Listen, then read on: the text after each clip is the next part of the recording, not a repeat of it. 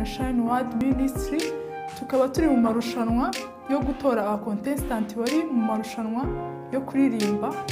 Ushaka guha amahirwe umu contestant waca kuri www.rwandagospel.com ukajya kuri nomero ye ukaba wamuha amahirwe, cyangwa ukajya kuri YouTube channel ya Bishop Aregiste ukareba indirimbo yitwa Ugendane Nanjye, ukaba wakora like ndetse ukandika na comment ukavuga isomo wakuye muri iyo ndirimbo munsi iyo video y'umu contestant waba watoye wahaye amahirwe. Turagutumiye kandi muri Arise and Shine Easter Gala Dinner izaba ku itariki 16 z'ukwa kane 2022 kuri Ahava River saa 10.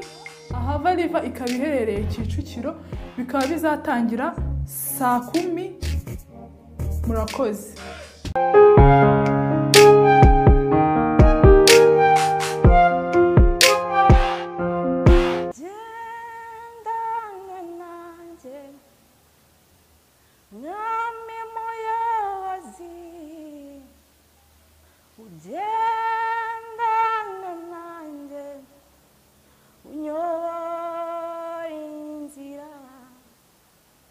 Kuko ntaho nagera utari mu ruhande rwanjye, ugendana nanjye mwami muyobozi.